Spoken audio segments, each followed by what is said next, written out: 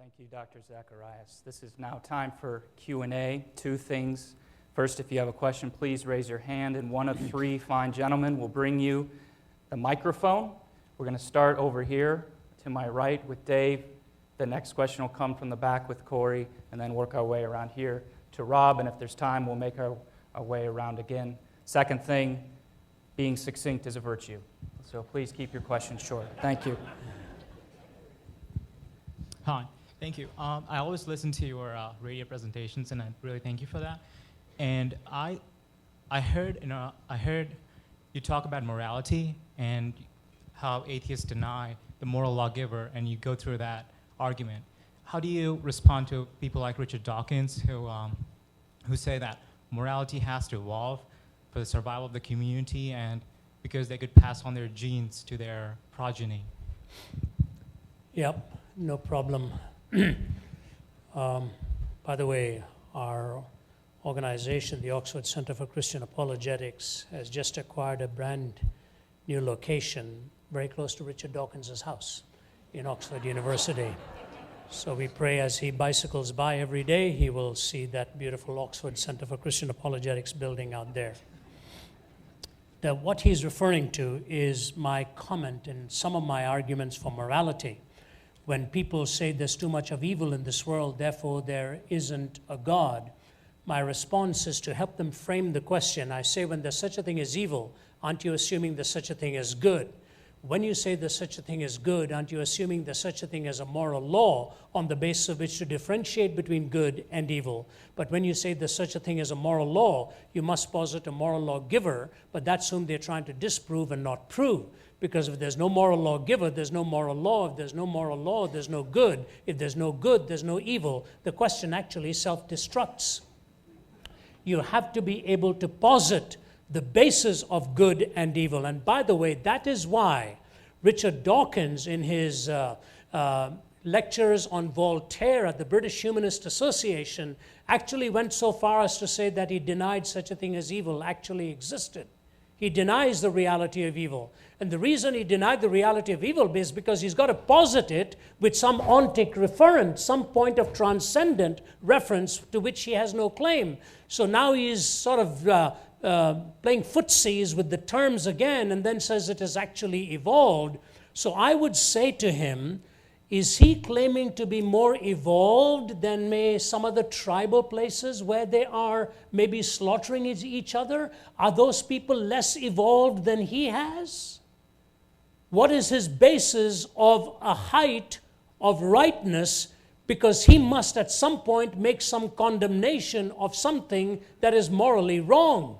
And he must then say that that person has not properly evolved, either culturally or in human terms or environmentally, that they are less evolved than he is.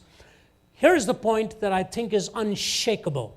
First of all, he completely ignores the heinousness of what evil really is. I remember being in a country I shall leave unnamed.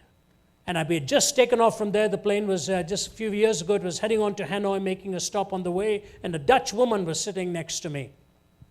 We got into a conversation, and we were both very guarded. She asked me what I did. I didn't say too much about it. I said, well, I teach, I'm a professor, this and that. You want to be careful because you don't want to kill the conversation very quickly. And I asked her what she did. She said she was in humanitarian work, and the more we began to unpack each other's life, we found out we actually both followed the Lord, and she was involved in the rescue of children in sexual abuse. I won't name the country. I said, were you successful here? She said, yes. She said, it's a very painful place to be. She said, in fact, last night, I was in an area of the city. If I haven't told you the name of the city, you'll know which country I'm referring to, so I won't name it.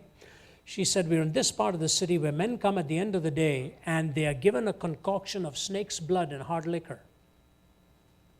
It ravages the mind. They consume that, and they ask for whatever it is they have wanted and they've come there for. She said, Mr. Zacharias, last night I rescued an 18-month-old baby girl from the hands of a man who was sexually raping this little child. That's what he had come for baby. Is that evil? Is that evil? Or if you say the man, his mind is ravaged, what about the man who's making this possible for him? and the hundreds of people involved, and yet the thousands in the network. If you've seen the movie Slumdog Millionaire, you see what is done to children. I asked a man in Kerala, South India, whether this is an accurate portrayal of what is done to some of these children. He said, my colleague Walter was with me in the car. He said, I'm involved in that same work here, rescuing of children. He said, that movie was mild compared to what? Is that evil? To take and pour acid into a child's eyes in order to make your money and to make your living? Now, here's the point I want to say to you. When you say there's evil, there's such a thing as good. When you say there's such a thing as good, you have to posit a moral law on the basis of which to differentiate between good and evil. But if you posit a moral law, you have to posit a moral lawgiver. That's where Richard Dawkins has a problem. He says, why do I have to posit a moral lawgiver? My answer to him is this: every question of evil either is raised by a person or else about a person. Either raised by a person or about a person, which means the concept of personhood is inextricably bound to the moral impetus of the question. And you cannot have the moral impetus in the question unless you have essential worth to personhood. And the only way to have essential worth to personhood is if there is a transcendent, moral, valuable, intrinsically worthy first cause.